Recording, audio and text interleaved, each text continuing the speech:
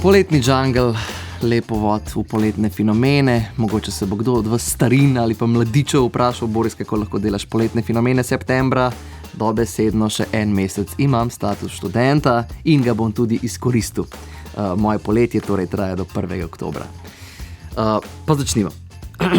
Konzumiranje, kot tudi kupovanje alkohola je mlajšim od 18 let jasno in temeljito v Sloveniji prepovedano že od leta 2003. Cigarete so za mlajše od 18 prepovedane od leta 2007, nov zakon sprejet leta 2017 prepoveduje celo kakršnokoli reklamiranje. Zakon o opojnih drogah iz leta 1929 je kokain že za časa kraljevine Jugoslavije uvrstil med prepovedane substance. Le droga, ki je po izsledkih mnogih raziskav zadnjih let zasvoljiva prav na nivoju kokaina, je za otroke in mladostnike vseh starosti ne le dostopna, temveč celo eden glavnih stebrov naše moderne slovenske mladosti. Ja, ko pride 10-letnik v trgovino in prosi za mango vodko, ga prav vsak prodajalec naše dežele prijazno zavrne, ko isti 10-letnik ustvari svoj Instagram račun, ga aplikacija vpraša, če je slučajno star manj kot 13 let, 10-letnik klikne na gumb ne in v nekaj sekundah pride do substance, ki jo omenjene raziskave po zasvoljivosti torej primerjajo s trdimi drogami, kot je kokain. Ja, vse, kar govorim, bi še 10 let nazaj, verjetno v dobi do socialnih omrežij nepretirano kritičnih milenijcev zvenelo kar mičkano boomersko, ampak nove generacije se vse močneje zavedajo in zavedamo svoje ujetosti. A kaj rakovici uvrši dejstvo, da se zaveda, da je uvrši? Ja, moj poprečni dnevni screen time je kljub zavedanju 4 ure in pol, prejšnji teden sem recimo na socialnih omrežjih preživel 14 ur in pol, če je že nek srednje, povprečno inteligenten 25-letnik z domnevno razvitim prefrontalnim korteksom takšen hlapec ekranov, kaj lahko pričakujemo od povprečnega 10-letnika, ki je en gumb stran od obljubljene dežele. Ampak nočemo biti pesimisti, zakonodaja pač vedno prihaja z zamikom in mogoče ravno čas, ko se naši najmlajši vračajo v šole, najbolj primeren, da zadevo nagovorimo o teh poletnih fenomenih. Danes bi vas z Lukom in Rokom vprašali, če bi bila zakonska prepoved uporabe socialnih omrežij mlajšim od 10, 13 ali 15 let dobra ideja? In če ja, in tole je precej pomembneje, kako bi zakon uveljavili čim bolj temeljito. 01475-2202 je številka, pokličite nas, se obljubimo, da smo nežni sogovorniki, zanima nas torej vaše mnenje o soočanju z epidemijo ekranizacije, specifično epidemijo odvisnosti od socialnih omrežij, vprašanje, ki bi zvenelo 5 let nazaj ali pa 10 let nazaj še radikalno, je danes, se mi zdi, da že povsem na mestu in to je seveda torej, če bi se vam zdela zakonska prepoved uporabe socialnih omrežij, temeljita prepoved uporabe socialnih omrežij mlajših od določene starosti, dobra ideja. 01475-2202 je številka, sprejemamo vaše klice, smo nežni sogovorniki, vmes pa predlagam, da zavrtimo še en odzivnik, namreč že od 2. jutranje kronike smo se spraševali o tem, če bi telefone v šolah vi prepovedali in kako bi to prepoved uveljavljali. Gospa je poklicala, da me popravi. Vprašanje, mislim, da je napačno zastavljeno. Telefoni po novi zakonodaji so prepovedani v šoli, torej ni vprašanje, ali bi morali biti, ker so prepovedani. Dovoljeni so samo v namenu učnega procesa z dovoljenjem učiteljev. Gospa je povedala kot prava birokratka. Tehten premislek, gospa, se strinjam, ampak če kadilcu cigaret rečete, da ne sme kaditi v hiši, a ima lahko pok svojih cigaret v torbi, ki jo nosi s sabo, mislim, da temu ne moremo ravno reči resna prepoved ali pa vsaj ne resna uveljavitev te prepovedi. Na vezi oziroma na liniji imamo že Roberta. Robert, dobro jutro. Ja, dobro jutro. Dobro jutro. Jaz zdaj nekaj pametnega verjetno ne bom povedal, ker sem običajno, do zdaj mi še ni uspel, ampak poskusil. Jaz ne dvomim vas, Robert, povejte. Verjetno se da tudi signal blokirati, ne? na področju šole. Zdaj recimo vsaka šola ima stacionarne telefone, za kakšne nujne stvari še to zmeraj obstaja. Tako da, če ga blokiraš, karkoli je nujenega in če morajo starši kaj povedati, kdorkoli se da poklicati na stacionarca. Kaj pa ta dejansko, to srednje vprašanje, torej, ali bi se vam zdelo smiselno prepovedati socialna omrežja za otroke pod recimo 13 let ali pa 15 let? Ja, zdaj smiselno mogoče je, mislim pa, da je neizvedljivo.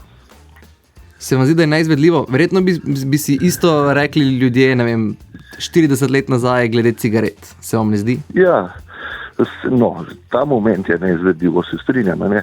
Seveda, sej vzgoja pa nese svoje, sigurno. Sej tudi včasih so bile vode veliko bolj umazane, so zdaj pa sej to rešili, pa določene stvari se s časoma rešijo. Ampak ta moment pa 100% ne, ker so pa poti taki in drugačni, to je pa stvar staršev. Niti ne šole, toliko šole lahko sicer pove nekaj, v eno smeritve, da ne more pa tukaj posegati direktno v samo vzgojo. Okay. Najlepša hvala, Robert. Upam, da lahko z malo več optimizma gledamo v prihodnost naših najmlajših. Ja, mislim, da ne, ampak recimo, da pa dajmo, ne. Dajmo. Dobro, srečno. Srečno.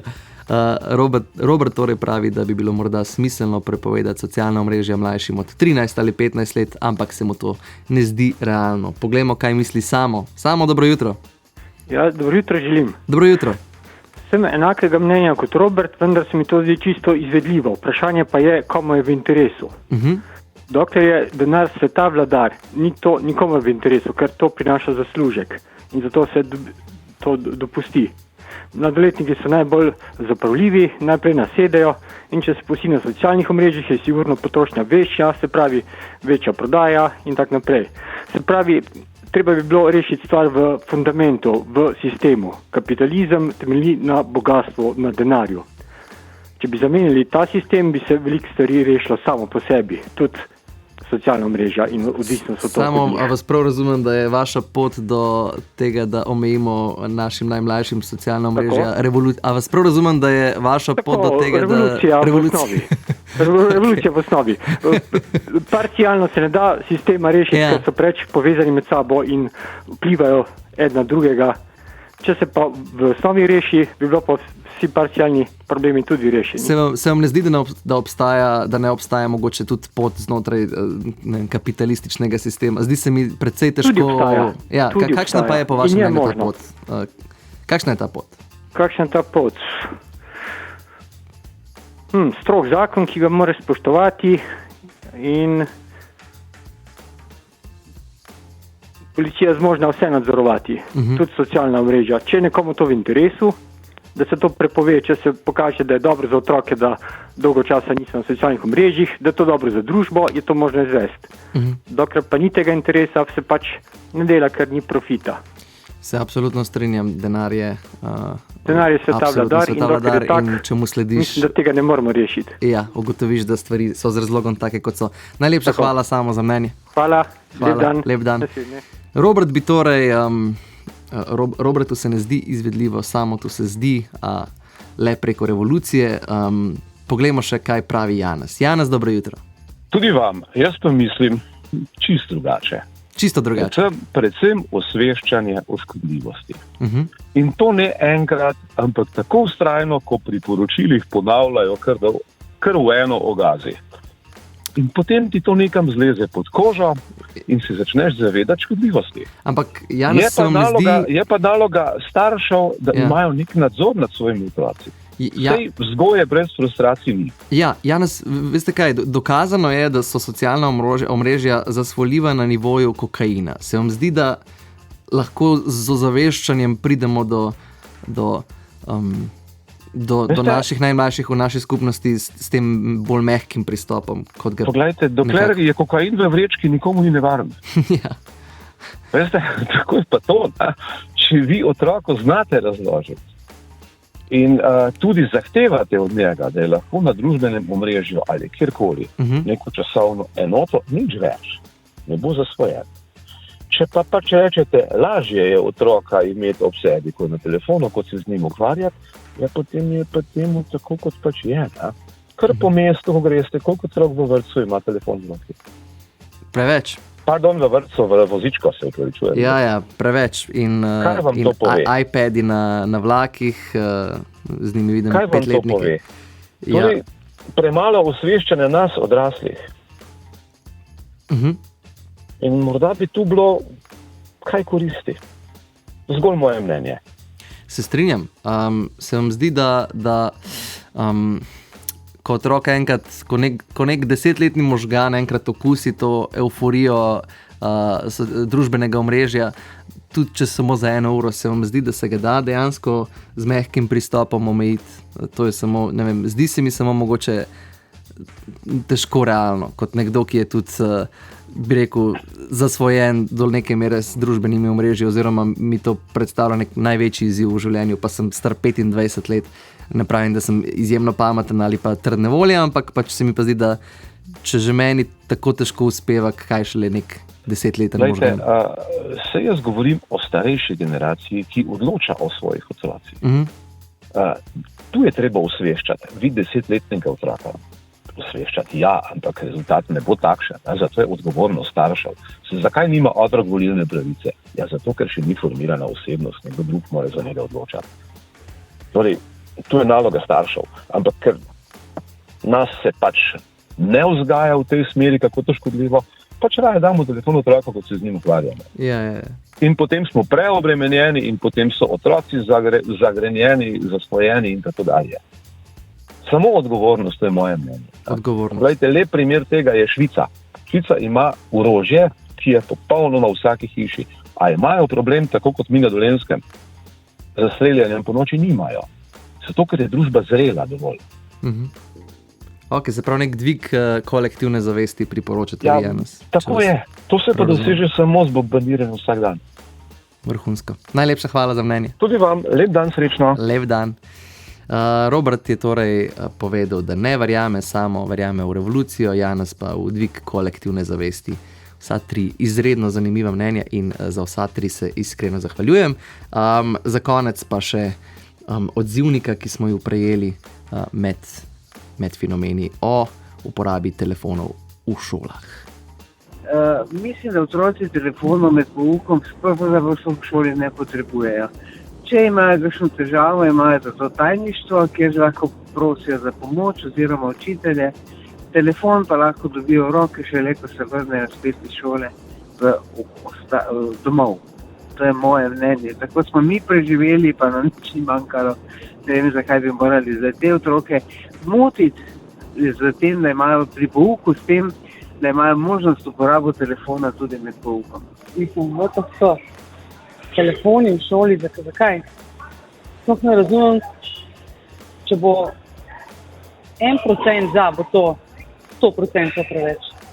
Ne razumem tega. Telefoni v šoli ne, ker jih ne rabimo. Čudovito. Ja, tedaj mi je vmes napisal na računalnik: Boris, obstajajo situacije, ko gre otrok takoj po šoli na neko dejavnost, pozneje pa mora poklicati starše, kdaj in kje naj ga poberejo. In zato potrebuje telefon. Ni nujno, da pameten telefon, ampak napravo za poklicati. Kar je seveda popolnoma legitimno mnenje, ampak bom za zaključek povedal še tole, ne? Vem, da sem star 25, da sem zelen za ušesi, ampak sem še iz te generacije, ki je ravno še doživela te čase, ko si rekel en večer prej, ok, boj si, jutri ob 7 zvečer na igrišču fuzbal in se ni rabo nihče poklicati med sabo. In naslednji dan ob 7 zvečer smo bili vsi na fuzbalu.